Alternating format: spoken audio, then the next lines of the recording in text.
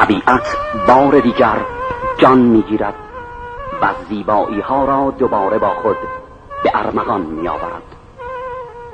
گلها، شکوفه ها و سبزه ها طلیعه بهاری است. فرشید خواننده نوجوان گلها و شکوفه ها بعد از خواندن آهنگ زیبای گل مریم از گل غمگین، از گل عاشق، از گل تنها سخن میگوید، از گل یخ، از گل یخ، زیرا تنهایی و غمهای خود را در گل یخ جستجو می کند و غمگینانه با او سخن میگوید. صمد نوریان شاعر و آهنگساز با احساس، بازگو کننده احساسات این خواننده جوان می باشد.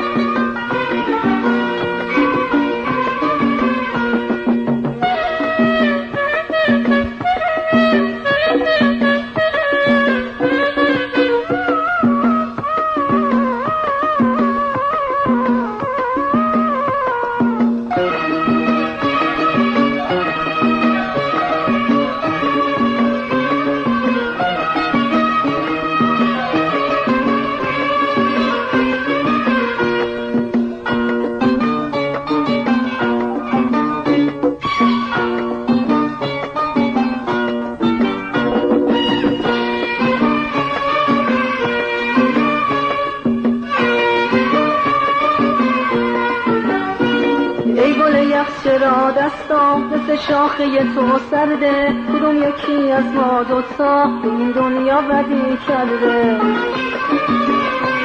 تو هیچ وقت مثل آدم ها دلی رو خون نکردی، اگه کسی دوست داشته اونو داغون نکردی.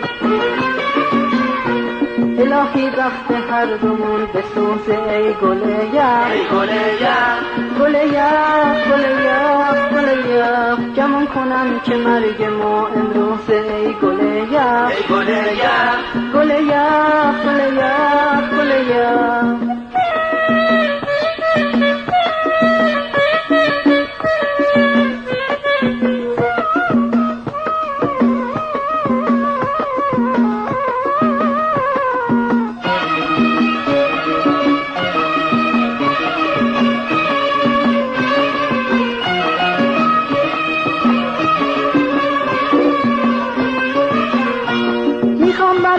وقتمون امشب از تو دل گریه کنم من،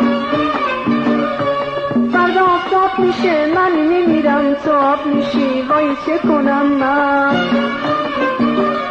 میخوام برای وقتمون امشب از تو دل گریه کنم من، فردا آفتاب میشه من میمیرم تو آب میشی، وای چه کنم من؟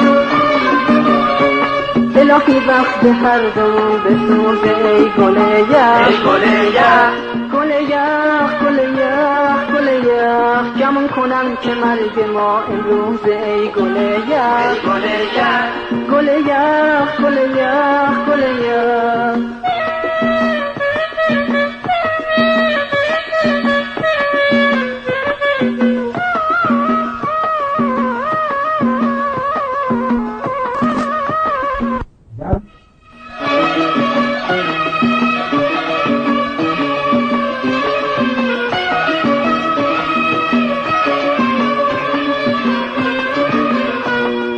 چشمای من مثل تو بهارو ندیده، کدوم نقاش این نقشو برامون کشیده؟ شکستن شیشه عمرمون رسیده، سوختن شمع و فقط پروانه و گل دیده. الهی وقت هر دومون بسوزه ای گل یخ، گل یخ، گل یخ، گل یخ، گل یخ. گمون کنم که مرگمون امروزه ای گل یخ، ای گل یخ، گل یخ، گل یخ، گل یخ.